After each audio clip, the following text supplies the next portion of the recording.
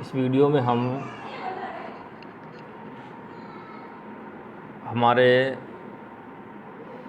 Syllabus کے paper 6 میں قصیدہ مثنوی اور مرثیہ کا جو پیپر ہے اس میں سے مثنوی کی تعریف اور اس کے فن پر بات کریں گے۔ مثنوی کی تعریف اور اس کا فن۔ مثنوی لفظ ثنا سے مشتق ہے اور اس کے معنی ہیں دو دو کیا ہوا۔ مثنوی کے ہر شعر میں اس کا قافیہ بدل جاتا ہے، اس طرح دو دو ہم قافیہ مصروں کی رعایت سے ہی اس صنف کو مثنوی کہا جاتا ہے۔ مثال کے طور پر وہ اجلا سا میداں چمکتی سی ریت، آگ نور سے چاند تاروں کا کھیت، درختوں کے سائے سے مہکا ظہور، گرے جیسے چلنی سے چھن چھن کے نور۔ ان اشعار میں پہلے شعر میں ریت اور کھیت قافیہ ہیں، دوسرے شعر میں ظہور اور نور یہ دونوں بھی قافیہ ہیں۔ پہلے اور دوسرے شعر کے قافیہ مختلف ہیں، اس طرح یہ مثنوی کی حیت یا بناوٹ کہی جا سکتی ہے، یعنی مثنوی میں ہر شعر کا قافیہ الگ الگ ہوتا ہے، جبکہ غزل اور قصیدہ اس سے مختلف ہیں۔ چونکہ صنف مثنوی میں ہر شعر میں قافیہ تبدیل ہوتا ہے اور مثنوی نگار کو قافیہ کی تلاش میں پریشان نہیں ہونا پڑتا ہے، یہی وجہ ہے کہ اردو شاعری میں طویل مثنویاں کافی تعداد میں لکھی گئیں، کیونکہ غزل میں تو ایک ہی قافیے میں لکھی جاتی ہے، اس لیے غزل لکھنا بڑا ٹف کام ہے مثنوی کے بنسبت۔ یہی وجہ ہے کہ اردو شاعری میں طویل مثنویاں کافی تعداد میں لکھی گئی ہیں اور طویل داستانوں کے ساتھ ساتھ ان میں مختصر قصے بھی نظم کیے گئے ہیں۔ مثنوی میں ہر قسم کے موضوعات کو جگہ دی گئی ہے، ان میں حسن و عشق، رزم و بزم، تصوف و اخلاق، فلسفہ و سماج، غرض کے ہر قسم کے موضوعات کو نظم کیا گیا ہے۔ ان مثنویوں میں فوق الفطرت کردار بھی فعال نظر آتے ہیں، جیسے کہ جن، پری، دیو وغیرہ۔ دکن میں رزمیہ مثنویاں خاصی تعداد میں لکھی گئی ہیں، جبکہ شمالی ہند میں عشقیہ مثنویاں لکھی گئی ہیں، جیسے مثنوی زہر عشق، شہر البیان اور گلزار نسیم وغیرہ۔ ان کے علاوہ مولانا آزاد اور مولانا حالی نے مناظر فطرت اور سماجی مسائل کو مثنویوں کا موضوع بنایا ہے۔ غرض یہ کہ مثنوی کی دنیا بڑی وسیع ہے اور اس دنیا میں ہر طبقے، ہر تہوار، ہر رسم و رواج، لباس، سواریاں، شائستہ زبان کے ساتھ ساتھ بولی، ٹھولی، محاورے، ضرب المثل، ہر مذاق کا بیان، جذبات نگاری، منظر نگاری، کردار نگاری، مکالمہ نگاری، ڈرامہ نگاری، قومی یکجہتی، غرض کہ یہ سب ہی کچھ ملتا ہے، یعنی مثنوی میں کا جو موضوع ہے وہ بڑا وسیع ہے، جو پلیٹ فارم ہے وہ بڑا وسیع ہے، ہر طرح کا موضوع اس میں اختیار کیا جا سکتا ہے۔ اب ہم دیکھتے ہیں مثنوی کے اجزائے ترکیبی۔ آئیے ہم مطالعہ کریں اور یہ سمجھنے کی کوشش کریں کہ مثنوی کے اجزاء یا عناصر کیا ہیں۔ مثنوی کے اجزاء حسب ذیل ہیں۔ پہلا ہے حمد و نعت، دوسرا ہے مدح، فرمان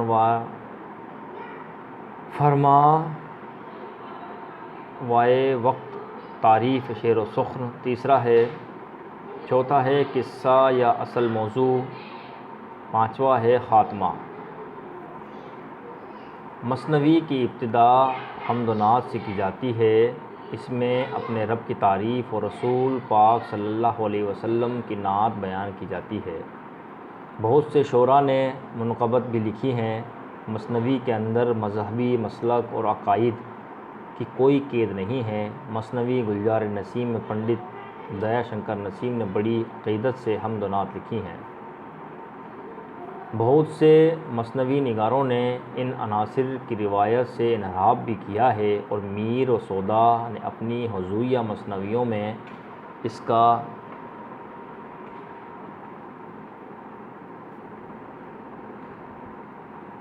التزام بھی نہیں کیا۔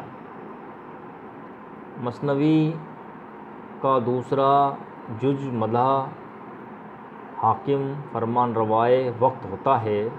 ان کی تعریف کرنا اس لیے ضروری ہوتا ہے کہ درباروں سے وابستہ ہونے کی وجہ سے ان کے لیے روزی روٹی کا مسئلہ ہوتا ہے، اور حکمراں کی تعریف وسیلہ روزگار تھا۔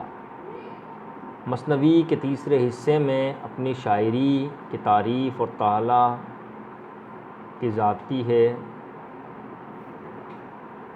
مثنوی کے تیسرے حصے میں اپنی شاعری کی تعریف اور تعالیٰ کی جاتی ہے تاکہ اپنی شاعرانہ اہمیت کو ثابت کیا جا سکے۔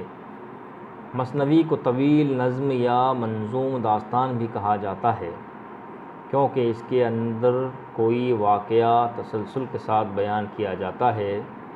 حالی نے اسی لیے اس صنف کو سب سے زیادہ کارآمد بتایا ہے، کیونکہ اس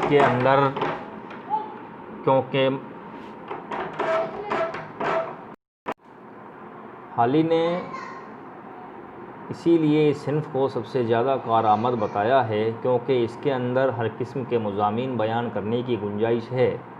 مثنوی نگار نفس، قصہ اور موضوع کی طرف زیادہ توجہ دیتے ہیں۔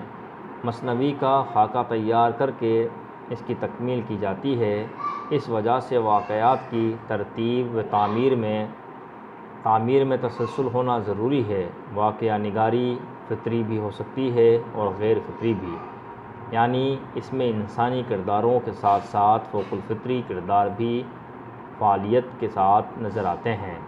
ان کرداروں کے جذبات، احساسات اور نفسیات کا اظہار رواں دواں نظر آتا ہے۔ کردار اپنے مکالمے کے ذریعے مثنویوں میں فعال نظر آتے ہیں، اس لیے مثنوی نگار کو جذبات نگار، نفسیات نگار اور مکالمہ نگار ہونا بھی ضروری ہوتا ہے۔ مثنوی کے واقعات میں عروج، جد و جہد، کلائمیکس اور خاتمہ ہوتا ہے۔ مثنویوں کے مطالعے سے پتہ چلتا ہے کہ زیادہ تر مثنویوں کا خاتمہ دلچسپ اور خوشگوار ہوتا ہے، اور ہیرو ہیروئن آخر میں مل جاتے ہیں۔ مثنویاں اپنے دور کے ماحول کی عکاسی کرتی ہیں۔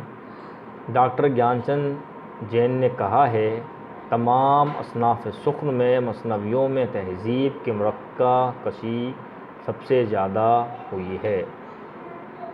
دکن کی مثنویوں میں دکنی سماج و معاشرت جلوہ گر ہے، تو شمالی ہند کی مثنویوں میں دہلی اور لکھنوی معاشرت کی جھلکیاں بخوبی دیکھی جا سکتی ہیں۔ اس دور کا نظام جاگیردارانہ تھا، اور یہی طبقہ اعلیٰ شمار ہوتا تھا۔ گویا کہ شعراء کے لیے یہ جاگیردار، نواب و حکمراں آئیڈیل ہوا کرتے تھے، اس لیے مثنویوں میں یہی طرز حیات بیان کی جاتی تھی۔ آئیے اب ہم مثنویوں کے مطالعے سے اس دور کے ماحول کو سمجھنے کی کوشش کرتے ہیں۔ ہماری زندگیوں میں ہر مرقع کے رسم و رواج کو بڑی اہمیت حاصل ہے۔ بچوں کی پیدائش پر چھٹی چلہ، عقیقہ وغیرہ کا رواج ہے، اور مثنویوں میں ایسے رسم و رواج کا اہتمام کیا جاتا ہے۔ اسی طرح سے شادی بیاہ میں بہت سی رسمیں ادا کی جاتی ہیں۔ میلے ٹھیلے، جلوہ جلوس، کھیل کود، بازیاں جیسے چوسر وغیرہ کا بیان مثنویوں کا ایک اہم حصہ ہے۔ اس طرح جاگیردارانہ نظام میں نواب یا حکمراں، ان کے وارث، دائیاں، کھلائیاں، کنیزیں، غلام، اتالیق، رماں وغیرہ کا بیان بھی بڑی دلچسپ پیرائے میں کیا جاتا ہے۔ مثنویوں میں مذہبی عقائد اور مزارات کا بھی ذکر ہوتا ہے۔ لباس کی اقسام نیز لباس کی اقسام، نیز، سرتاپاج، سراپا، زیورات وغیرہ کا ذکر بھی تفصیل سے ملتا ہے۔ ان کے علاوہ رقص، سرور کی محفلیں اور ان کی تفصیلات بھی مثنویوں میں جلوہ گر رہتی ہیں۔ اسی طرح سے اس زمانے کے شعراء اور ان کی کتابوں کے نام بھی مثنوی میں ملتے ہیں۔ ظہوری اور نظیر کا انتخاب اور کچھ انتخاب سودا، میر اور میر حسن کے بھی اس دور کے شعراء ادب کے ذوق کو ظاہر کرتے ہیں۔